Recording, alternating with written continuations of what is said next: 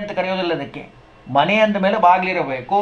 ಈ ನಮ್ಮ ಶರೀರ ಅನ್ನುವಂಥ ಮನೆಗೆ ಬಾಗಿಲು ಯಾವುದು, ಪೂರ್ವದ ಕವಾಟ ಅಂತ ಕೇಳಿದರೆ 2 ಕಣ್ಣು ಮತ್ತು ಮೂಗು.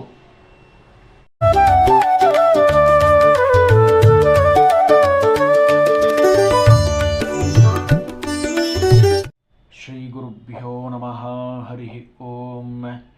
ಯತೋ ಜನ್ಮಾದ್ಯಸ್ಯ ಶ್ರುತಿಸುನಯಮಾನೈಕ ವಿಷಯಾತ್ ಸ್ವತಂತ್ರಸ್ತಂತ್ರಜ್ಞೋ ಗುರುರಪಿ ಗುರೋರ್ಯಶ್ಚ ಜಗತಾಂ ವಿಮೂಢಾ ಯತ್ತತ್ವಂ ಪ್ರಕಟಮಿಹವೆತ್ತುಂ ಸುಮನಸೋ ಮುಕುಂದಂ ಧ್ಯಾಯಾಮ ಬಹತ ಕುಹಕಂ ತಂ ಸ್ವಮಹಸಾ. ಹರಿ ಓಂ. ಜಗನ್ನಾಥದಾಸರು ಹರಿಕಥಾಮೃತಸಾರದಲ್ಲಿ ವಿಭೂತಿ ಸಂಧಿಯಲ್ಲಿ ಭಗವಂತನ ಅತ್ಯದ್ಭುತವಾದ ಮಹಿಮೆಯನ್ನು ನಮಗೆ ತಿಳಿಸ್ತಾ ಇದ್ದಾರೆ. ಭಗವಂತ ನೆಲೆಸಿರುವಂತಹ ಅನೇಕ ಪ್ರದೇಶಗಳ ಬಗ್ಗೆ, ಎಲ್ಲ ಕಡೆ ಭಗವಂತ ನೆಲೆಸಿದ್ದಾನೆ, ಅದರ ಒಂದು ಅರಿವನ್ನು ಶಾಸ್ತ್ರದ ಮೂಲಕವಾಗಿ ನಮಗೆ ತಿಳಿಸ್ಕೊಡ್ತಾ ಇದ್ದಾರೆ. ಇವತ್ತು ನೋಡಿ ಹೇಳ್ತಾರೆ, ಚತುರ್ವಿಧ ಪುರುಷಾರ್ಥ ಪಡೆಬರೆ ಚತುರ್ದಶ ಲೋಕಗಳ ಮಧ್ಯದೊಳಿತರೂಪವಾಯಗಳಿಲ್ಲ ನೋಡಲು ಸಕಲ ಶಾಸ್ತ್ರಗಳಲ್ಲಿ ಸತತ ವಿಷಯೇಂದ್ರಿಯಗಳಲ್ಲಿ ಪ್ರವಿತತ ನೆನೆಸಿರಾಜಿಸುವ ಲಕುಮೀಪತಿಗೆ ಸರ್ವ ಸಮರ್ಪಣೆಯು ಮಹಾಪೂಜೆ ಸದುಪಾಯ. ಈ ಪದ್ಯದಲ್ಲಿ ಅದ್ಭುತವಾಗಿರುವಂತಹ ಭಗವಂತನ ವ್ಯಾಪ್ತತ್ವವನ್ನು ಹೇಳ್ತಾ ಇದ್ದಾರೆ. ಧರ್ಮಾರ್ಥ ಕಾಮ ಮೋಕ್ಷಾಣ, ಧರ್ಮ ಅರ್ಥ ಕಾಮ ಮೋಕ್ಷ ಚತುರ್ವಿಧ ಪುರುಷಾರ್ಥಗಳಿಗೆ ನಾಣ್ಯೋಪಾಯಸ್ತು ವಿದ್ಯತೆ. ಬೇರೆ ಯಾವ ಉಪಾಯ ಇಲ್ಲ, ಒಂದು ಸರಳವಾದ ಉಪಾಯ. ಸತ್ಯಂ ಬ್ರವೀಮಿ ದೇವೇಶ ಋಷಿಕೇಶಾರ್ಚನಾಧೃತೆ. ಭಗವಂತನನ್ನು ಅರ್ಚನೆ ಮಾಡೋದೇ ಧರ್ಮ ಅರ್ಥ ಕಾಮ ಮೋಕ್ಷ ಎಲ್ಲ ಚತುರ್ವಿಧ ಪುರುಷಾರ್ಥವನ್ನು ಪಡೀಲಿಕ್ಕೆ ಸಾಧ್ಯ. ಚತುರ್ವಿಧ ಪುರುಷಾರ್ಥ ಪಡೆವರೆ ಮೊದಲನೇ ಶಬ್ದ ಇಟ್ಟಿದ್ದಾರೆ. ಚತುರ್ವಿಧ, ಯಾರವರು ಚತುರ್ವಿಧ ಅಂತ ಕೇಳಿದರೆ, ಮೊದಲನೇದಾಗಿ ಬ್ರಹ್ಮಾದಿ ತೃಣಪರ್ಯಂತ ಮುಕ್ತಿಯೋಗ್ಯರಾಗಿರುವಂತಹ ಜೀವರನ್ನು ಅವರವರ ಯೋಗ್ಯತಾನುಸಾರವಾಗಿ ಸಾಯುಜ್ಯ, ಸಾಮೀಪ್ಯ, ಸಾರೂಪ್ಯ, ಸಾಲೋಕ್ಯ ಅನ್ನುವಂತಹ 4 ವಿಧವಾದ ಮುಕ್ತಿಗಳಿಗೆ ಅವರನ್ನು ಕಳಿಸ್ತಾರೆ. ಅದನ್ನು ಅವರವರ ಯೋಗ್ಯತೆಗೆ ಅನುಗುಣವಾಗಿ, ಅವರು ಮಾಡುವಂತಹ ಪಾಪ ಪುಣ್ಯ ಕರ್ಮಗಳಿಗೆ ಅನುಗುಣವಾಗಿ ಪಡಿತಾರೆ. ಅದಕ್ಕೆ ಹೇಳಿದರು ಪುರುಷರಿಗೆ ಅರ್ಥ ಪ್ರಯೋಜಕವಾಗಿರುವಂತಹ ಸಾಧನೀಭೂತವಾದಂತಹ ಏನು ಸಾಧನೆ ವ್ಯತಿರಿಕ್ತವಾಗಿರುವಂಥದ್ದಿದೆ ಅದು ಪಡೆವರೆ. ಏನು ಪಡಿತಾರವರು? ಸಾಧನೆ ಇಲ್ಲದೆ ಚತುರ್ವಿಧ ಪುರುಷಾರ್ಥ ಪಡೀಲಿಕ್ಕೆ ಸಾಧ್ಯ ಇಲ್ಲ. ಇನ್ನು ಚತುರ್ದಶ ಲೋಕ ಮಧ್ಯದೋಳ್, ಚತುರ್ದಶ ಲೋಕ ಅಂದರೆ 14 ಲೋಕ, ಅದರ ಮಧ್ಯದೊಳಗಿರುವಂತಹ ಯಾರು ಮುಕ್ತಿಯೋಗ್ಯರು ಅಂತ ಯಾಗಿದ್ದಾರೋ ಜೀವರುಗಳು, ಅವರೆಲ್ಲರಿಗೂ ಇತರ ಉಪಾಯಗಳಿಲ್ಲ.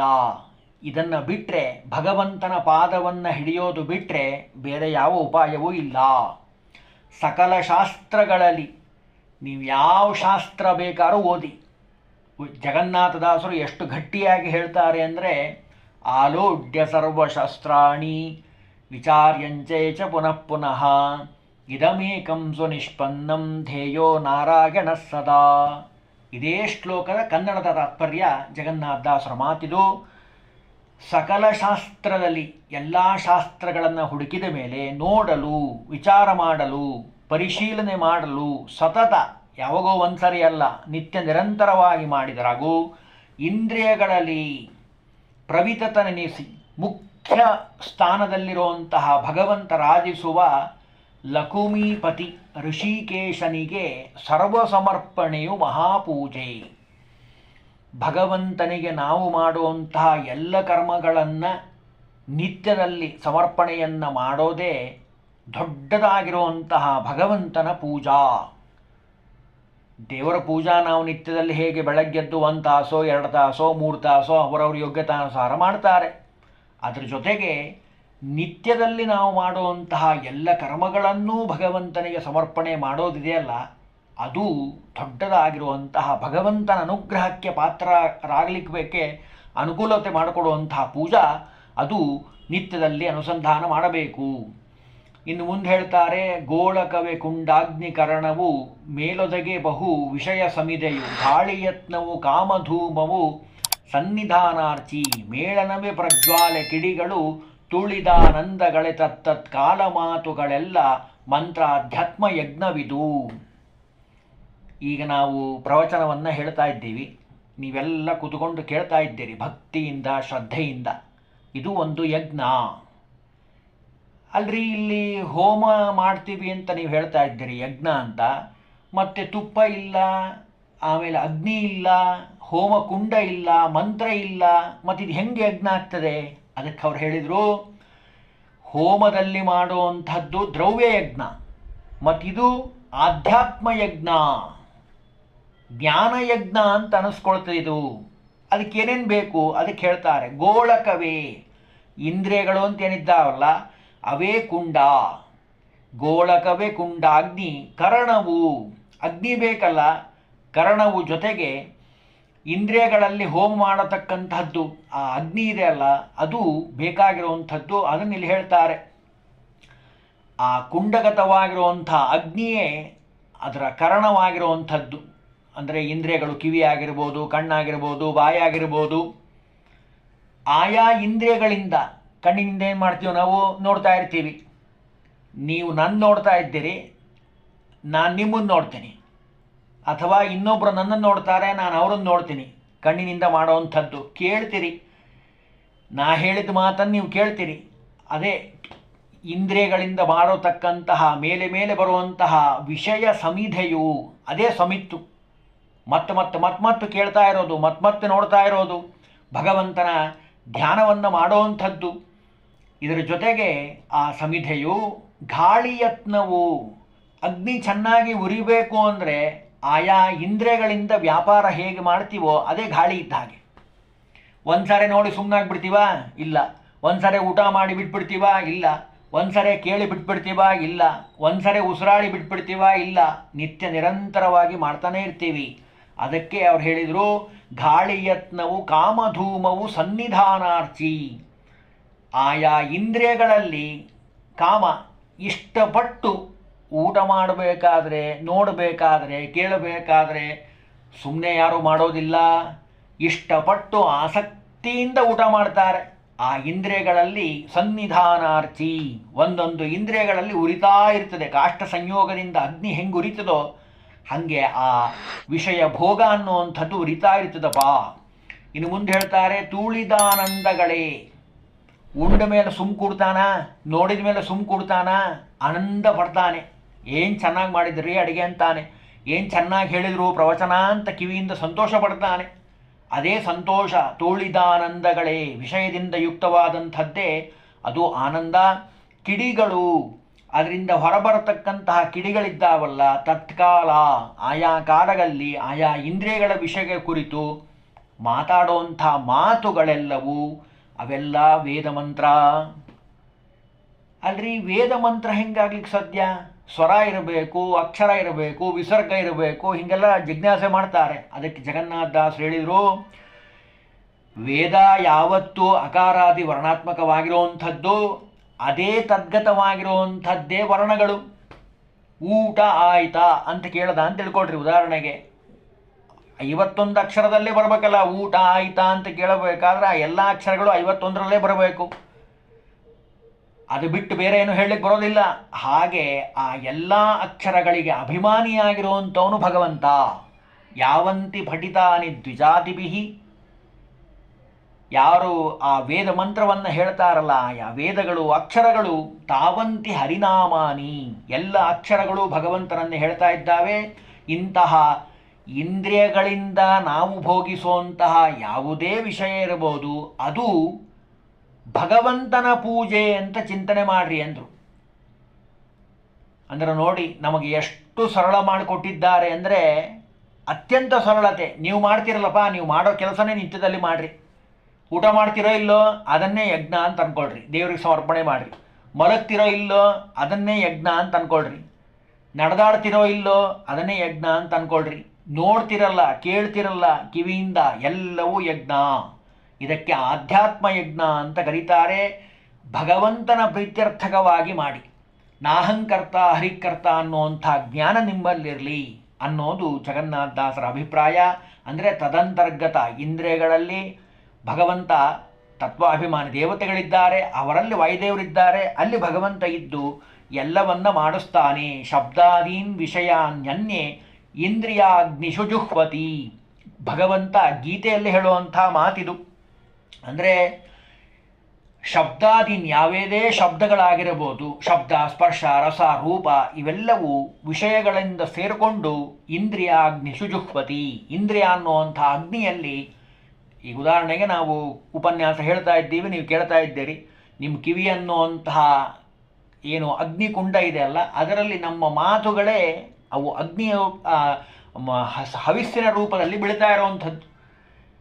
ಚೆನ್ನಾಗಿ ಕೇಳಿ ತಿಳಿದು ಅನುಸರಣೆ ಮಾಡಿದ್ರಿ ಅಂದರೆ ಅದು ಯಜ್ಞ ಫಲ ಬಂದ್ಬಿಡ್ತದೆ ಭಗವಂತನ ಪ್ರೀತ್ಯರ್ಥಕವಾಗಿ. ಅದನ್ನಿಲ್ಲಿ ಹೇಳ್ತಾರೆ ಗೀತೆಯ ಮಾತನ್ನು. ಇನ್ನು ಮುಂದೆ ಹೇಳ್ತಾರೆ, ಮಧುವಿರೋಧಿಯ ಪಟ್ಟಣಕ್ಕೆ ಪೂರ್ವದ ಕವಾಟಗಳಕ್ಷಿನಾಸಿಕ ವದನ ಶ್ರೋತ್ರಗಳೆರಡು ದಕ್ಷಿಣ ಉತ್ತರ ದ್ವಾರ, ಗುದ ಉಪಸ್ಥಗಳೆರಡು ಪಶ್ಚಿಮ ಕದಗಳೆನಿಪುವವು, ಷಟ್ ಸರೋಜವೇ ಸದನ ಹೃದಯವೇ ಮಂಟಪಗಳು, ತ್ರಿಗುಣಗಳೇ ಕಲಶ. ಈ ನಮ್ಮ ದೇಹ ಇದೆ ಅಲ್ಲ, ದೇಹದ ಬಗ್ಗೆ ನಾವು ಬೇರೆ ಎಲ್ಲ ಬೇಕಾದಷ್ಟು ತಿಳ್ಕೊತೀವಿ, ಆದರೆ ನಮ್ಮ ದೇಹದ ಬಗ್ಗೆ ನಮ್ಗೆ ಸರಿಯಾಗಿ ಗೊತ್ತಿಲ್ಲ. ನಮ್ಮ ದೇಹ ಹೇಗಿದೆ ಅನ್ನೋದನ್ನು ಭಗವಂತನ ಮನೆ ಅಂತಿದ್ದು. ದೇಹ ಅನ್ನುವಂಥದ್ದು ಈ ಶರೀರ ಭಗವಂತನ ಮನೆ. ಅದನ್ನು ಸುಂದರವಾಗಿ ಈ ಪದ್ಯದಲ್ಲಿ ಹೇಳ್ತಾರೆ ಜಗನ್ನಾಥದಾಸರು. ನೋಡ್ರಿ, ಮಧುವಿರೋಧಿಯ ಪಟ್ಟಣಕ್ಕೆ. ಮಧುವಿರೋಧಿ ಅಂದರೆ ಯಾರು? ಭಗವಂತ. ಮಧುಸೂದನ ಅಂತ ಅವನನ್ನು ಕರೀತಾರೆ. ಅಂತಹ ಮಧುವಿರೋಧಿಯ ಪಟ್ಟಣಕ್ಕೆ, ಮಧುನಾಮಕನಾಗಿರುವಂಥ ದೈತ್ಯನನ್ನು ಸಂಹಾರ ಮಾಡಿದಂಥವನು ಮಧುಸೂದನ ಅಂತ ಕರೀತಾರೆ. ಅಂತಹ ಭಗವಂತನಾಗಿರುವಂತಹ ನಾರಾಯಣನಿಗೆ, ಮಧುಸೂದನನಿಗೆ ಈ ಪಟ್ಟಣ, ಈ ಶರೀರ ಪಟ್ಟಣ ಇದೇನಿದಲ್ಲ, ಅದು ಹೇಗಿದೆ ಅಂದರೆ ಪಟ್ಟಣಕ್ಕೆ ಪೂರ್ವದ ಕವಾಟಗಳಕ್ಷಿ ನಾಸಿಕ. ಪೂರ್ವ ಮುಂದಿನ ಭಾಗ ಇದೆ ಅಲ್ಲ, ಅದು ಈ ಪಟ್ಟಣಕ್ಕೆ ಪೂರ್ವದ ಕವಾಟಗಳು. ಅಂದರೆ ಕವಾಟ ಅಂದರೆ ಬಾಗಿಲು. ಮನೆ ಅಂತಂದಮೇಲೆ ಬಾಗಿಲು ಇರಬೇಕಲ್ರಿ.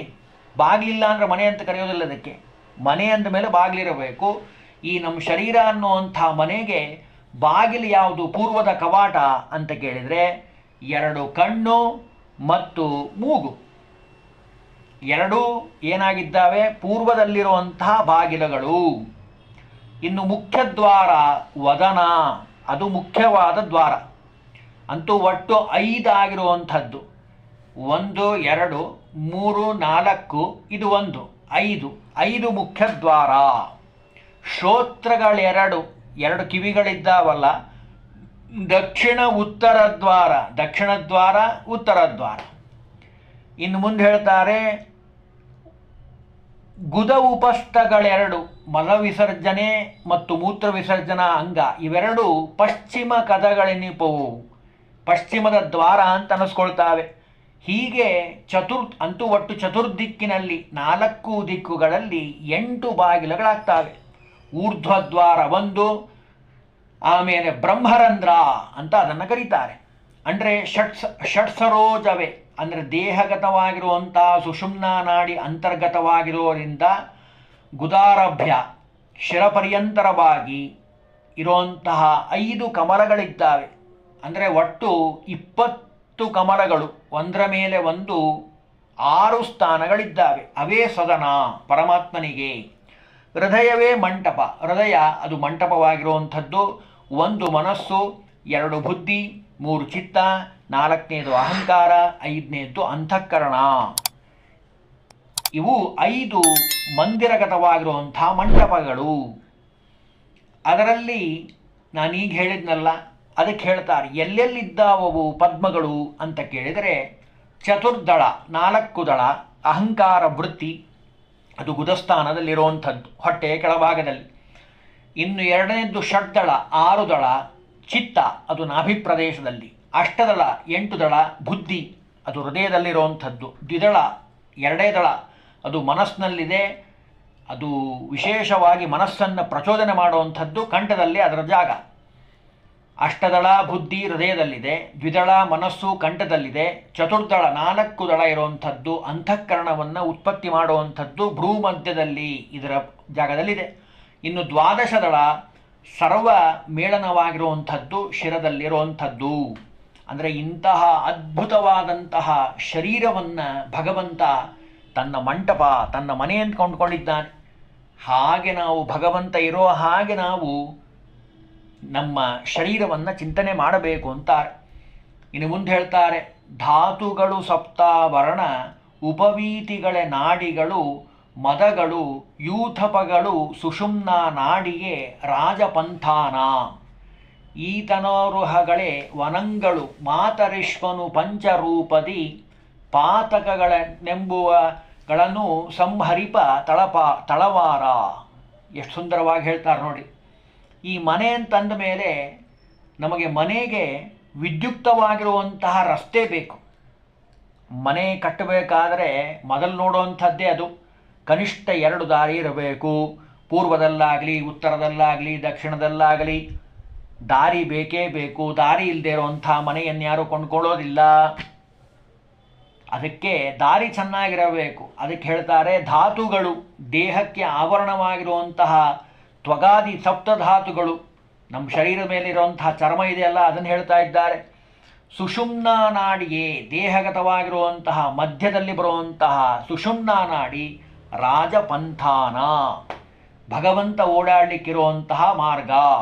ಉಪವೀತಿಗಳೇ, ಕೇವಲ ಬರೀ ಮೇನ್ ರೋಡ್ ಇದ್ದರೆ ಏನು ಪ್ರಯೋಜನ? ಸಣ್ಣ ಸಣ್ಣ ರಸ್ತೆಗಳು ಬೇಕಲ್ಲ ಮನೆಗೆ ಹೋಗಲಿಕ್ಕೆ. ಹಾಗೆ ಸಣ್ಣ ಸಣ್ಣ ರಸ್ತೆಗಳಿದ್ದಾವಂತೆ. ಅವ್ಯಾವು ಅಂದರೆ ನಾಡಿಗಳು, 72,000 ನಾಡಿಗಳು. ಇನ್ನು ಮದಗಳು, ಅಷ್ಟಮದಗಳಿದ್ದಾವೆ. ಅನ್ನಮದ, ಅರ್ಥಮದ, ಪ್ರಾಯಮದ, ವಿದ್ಯಾಮದ, ರಾಜ್ಯಮದ, ಕುಲಮದ, ಸತ್ಕುಲದ ಮದ, ಶೀಲಮದ. ಇವು 8 ಏನು ಮದಗಳಿದ್ದಾವಲ್ಲ ಇವು ಯೂಥಪಗಳು, ಸೇನಾ ನಾಯಕರಾಗಿರ್ತಾರಂತೆ ನಮ್ಮ ಶರೀರದಲ್ಲಿ. ಈ ತನೋರಹಗಳೇ, ಈ ದೇಹದಲ್ಲಿ ವಿದ್ಯಮಾನವಾದಂತಹ ಸ್ಥೂಲ ಸೂಕ್ಷ್ಮಾದಿ ರೋಮಗಳೇನಿದ್ದಾವಲ್ಲ ಕೂದಲುಗಳು, ಅವನು ಹೇಳ್ತಾರೆ ವನಂಗಳು. ದೇಹದ ಪಟ್ಟಣಕ್ಕೆ ಅವೆಲ್ಲ ಒಂಥರ ವನ ಇದ್ದ ಹಾಗಂತೆ, ಉದ್ಯಾನವನ ಅಂತಾರೆ ನೋಡಿ, ಪಾರ್ಕ್ ಇದ್ದ ಹಾಗಂತೆ ಈ ಶರೀರದಲ್ಲಿ. ಇನ್ನು ಮಾತರಿಶ್ವನು, ವಾಯುದೇವರೇನಿದ್ದಾರಲ್ಲ ಜೀವೋತ್ತಮರಾಗಿರುವಂಥ ವಾಯುದೇವರು ಪಂಚರೂಪದಿ, ಈ ಶರೀರದೊಳಗೆ 5 ರೂಪದಿಂದ, ಪ್ರಾಣ ಅಪಾನ ವ್ಯಾನ ಉದಾನ ಸಮಾನ 5 ರೂಪದಿಂದ ವಾಸ ಮಾಡಿಕೊಂಡು ಅವರೇನು ಮಾಡ್ತಾರೆ, ತಳವಾರ ಅಂದರೆ ಬಿಚ್ಚುಗತ್ತಿಯನ್ನು ಹಿಡಿದುಕೊಂಡಿರುವಂಥವ್ರು, ಕಾಯತಕ್ಕಂಥವ್ರು. ಈ ಶರೀರವನ್ನು ಯಾವಾಗಲೂ ಕಾಯ್ತಾ ಇರ್ತಾರೆ. ಯಾರಿಂದ? ಪಾತಕಿಗಳೆಂಬ ಪಾಪಾಭಿಮಾನಿಯಾಗಿರುವಂತಹ ಅಸುರರು, ಪಾಪಗಳು, ಅವರು ಬರಲಾರ್ದ ಹಾಗೆ ಅರಿಗಳನ್ನು ಪರಲೋಕ ಸಾಧನಕ್ಕೆ ಬಾಧಕ ಮಾಡುವಂಥವ್ರು ಏನಿದ್ದಾರಲ್ಲ ಅವರನ್ನು ಅವರನ್ನು ಸಂಹಾರ ಮಾಡಿ ಪರಮಾತ್ಮನ ಆಜ್ಞೆಯಿಂದ ನಮ್ಮನ್ನು ರಕ್ಷಣೆ ಮಾಡ್ತಾರೆ. ಇದನ್ನು ಯಾವಾಗಲೂ ಸ್ಮರಣೆ ಮಾಡಬೇಕು. ವಾಯುದೇವರ ಉಪಕಾರವನ್ನು ನಾವು ಎಷ್ಟು ಸ್ಮರಣೆ ಮಾಡಿದರೂ ಕಡಿಮೆ. ಪ್ರಾಣ ಅಪಾನ ವ್ಯಾನ ಉದಾನ ಸಮಾನ 5 ರೂಪಗಳಿಂದ ಇದ್ದು ವಾಯುದೇವರು ಈ ಶರೀರವನ್ನು ಯಾವಾಗಲೂ ರಕ್ಷಣೆ ಮಾಡ್ತಾರೆ ಅನ್ನೋದು ಈ ಪದ್ಯದಲ್ಲಿ ನಾವು ಕಾಣುವಂತಹ ಅರ್ಥ. ಇನ್ನೂ ಸುಮಾರು ಪದ್ಯಗಳಿದೆ, ಅದನ್ನು ಮುಂದಿನ ವಾರ ತಿಳಿಯೋದಕ್ಕೆ ಪ್ರಯತ್ನವನ್ನು ಮಾಡೋಣ. ಹರಿ ಓಂ ಶ್ರೀಕೃಷ್ಣಾರ್ಪಣಮಸ್ತು.